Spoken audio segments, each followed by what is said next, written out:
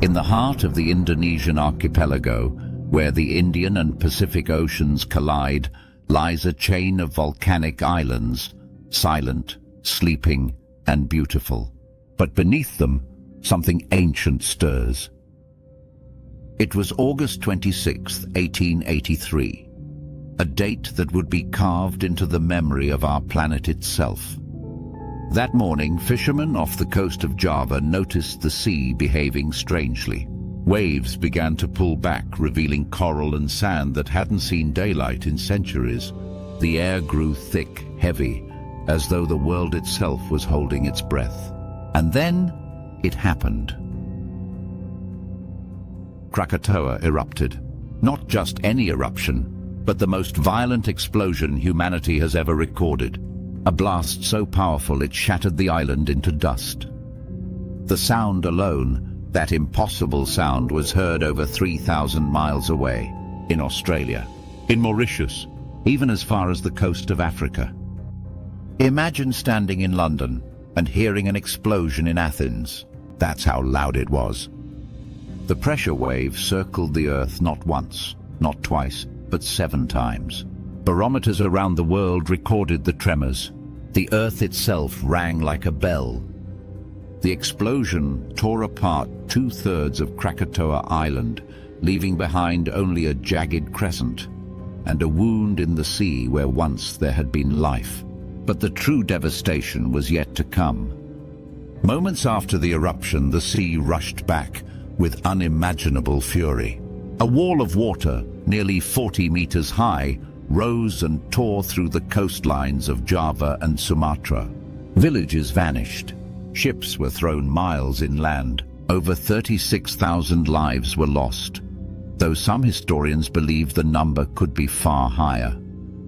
Witnesses who survived described skies turning black as night. Ash rained down like snow, and in the following days the sun itself disappeared. For months, volcanic ash covered the atmosphere, circling the globe and turning sunsets a blood-red hue. Painters in Europe, not knowing why, began depicting skies streaked in red and gold. Even Edvard Munch's famous painting, The Scream, is believed to have been inspired by those fiery post-Krakatoa sunsets. But there was more than beauty in that destruction.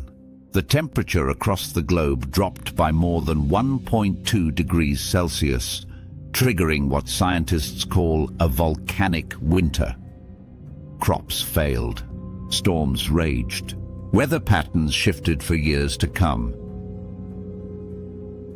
The 1883 eruption didn't just change landscapes, it changed the entire balance of Earth's atmosphere. And yet, this was not the first time Krakatoa had roared. Ancient Javanese texts tell of a similar explosion centuries earlier, one so massive it may have triggered the collapse of entire civilizations across Southeast Asia. Krakatoa's story is one of cycles, of creation and destruction. In the aftermath of 1883, the world thought Krakatoa was gone forever, but nature had other plans.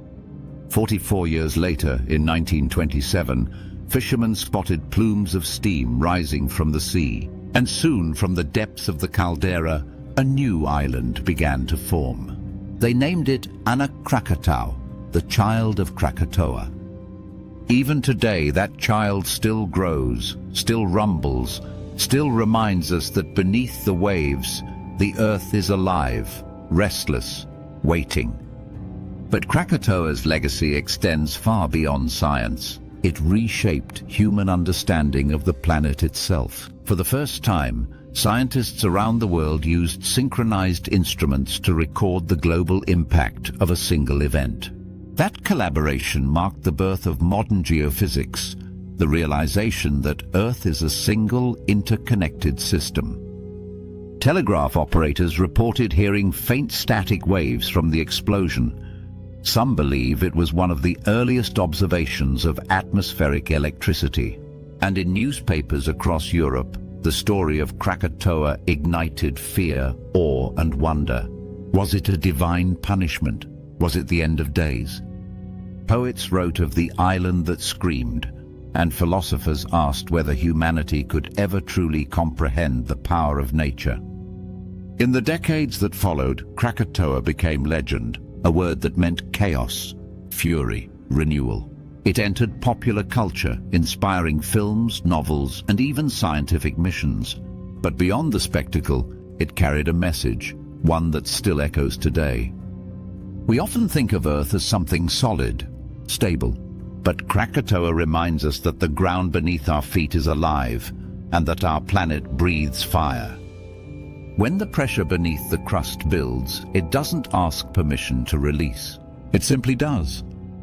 In the grand symphony of the cosmos, we are merely listeners, and sometimes the song is deafening. Today, Anak Krakatau continues to erupt periodically. Scientists monitor it constantly using satellites, drones, and seismographs. Each rumble, each puff of ash is a whisper from the past, a reminder that the force that once silenced the world still sleeps beneath the sea. And perhaps that's what makes Krakatoa more than a volcano. It's a symbol of nature's wrath, of resilience, of rebirth. The day the world went silent, after the loudest sound in history, the earth didn't end. It began again. From ash came new life. From destruction came discovery. From chaos came understanding. So when you stand by the ocean and hear the waves crash against the shore, remember, they echo the same seas that once swallowed islands whole. And beneath those waters, the heart of the world still beats. Krakatoa, the island that screamed, isn't just a chapter in Earth's story, it is Earth's story. Because from the loudest sound in history came one eternal truth. No matter how much destruction the world endures, life always finds its way back.